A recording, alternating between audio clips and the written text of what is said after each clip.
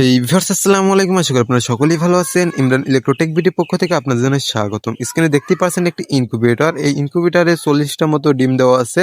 আজকে আপনাদের তা দেখানো হবে।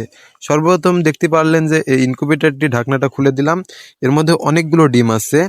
এটা হলো বাল্ব, 25 ওয়াটের 2টা বাল্ব দেওয়া আছে এবং এখানে কুলিং ফ্যান দেওয়া আছে 3 ইঞ্চি সাইজের 2টা।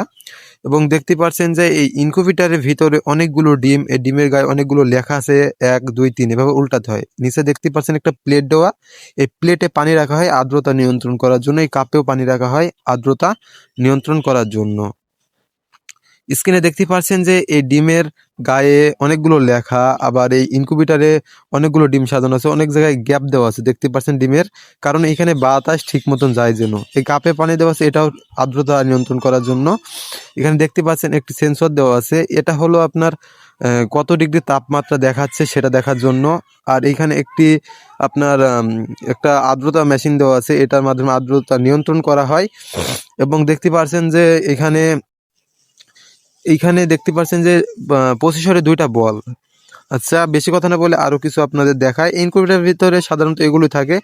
গায়ে 1 2 3 লেখা আছে, কারণ এই ডিমগুলো দিনে আপনার 3বার 5বার করে উল্টাই দিতে হয়, কারণ কখন কোন দিকে উল্টায় এটা তো খেয়াল রাখা সম্ভব না। তাই ডিমের গায়ে কালার করা আছে 1 2 3 বা মার্ক করা আছে, যেটা বলবেন। এখানে দেখতে পাচ্ছেন ওইদিকে পানি দেওয়া আছে, এই পানিটা আর্দ্রতা নিয়ন্ত্রণ করার জন্য। মানে ঘরে 55 থেকে 60% আর্দ্রতা প্রয়োজন হয়, তবে এই আর্দ্রতাটা ঠিক করার জন্য পানি দেওয়া প্রয়োজন।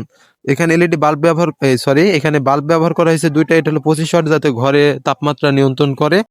তো আজকের ভিডিও এই পর্যন্ত। যদি ভিডিওটি ভালো লাগে তাহলে অবশ্যই ইমরান ইলেকট্রোটেক বিডিকে সাবস্ক্রাইব করে পাশে থাকবেন। ভালো থাকবেন, আল্লাহ হাফেজ।